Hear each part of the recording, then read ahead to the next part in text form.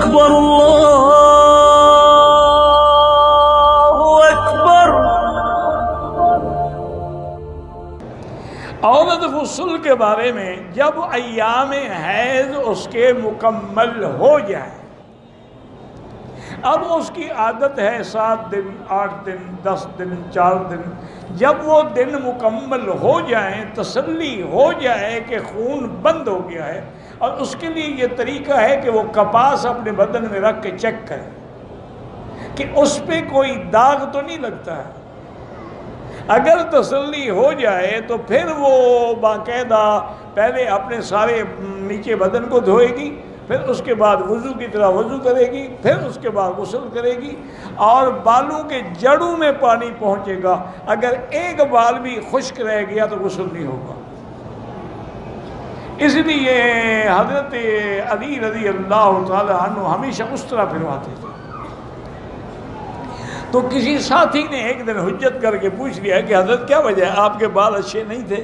انہوں نے فرمایا میرے بال تو بڑے خوبصورت ہیں، لیکن میں نے جب حدیث سنی کہ تحت کل شعرۃ جنابۃ، ہر بال کے نیچے جنابت ہوتی ہے، میں ڈر گیا کہ کہیں ایسا نہ ہو کہ میں غسل کروں اور پانی نہ پہنچے، تو اس لیے بہتر ہے میں منڈا ڈالتا ہوں۔ فیشن کرنے سے پہلے وضو تو صحیح ہو، نماز تو صحیح ہو۔ تو اس لیے عورت کو بھی پوری طرح پھر بال نہیں کرنے،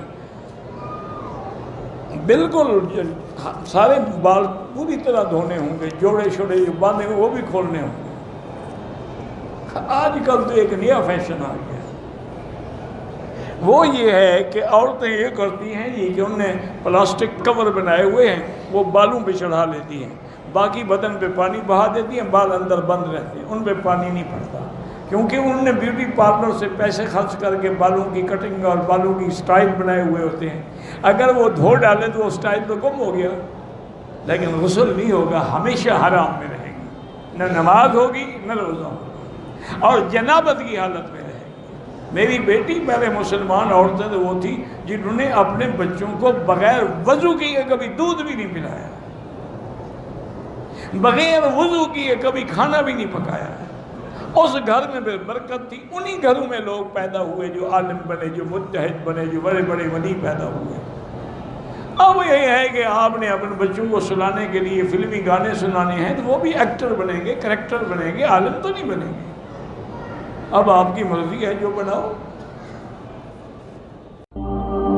اللہ اکبر اللہ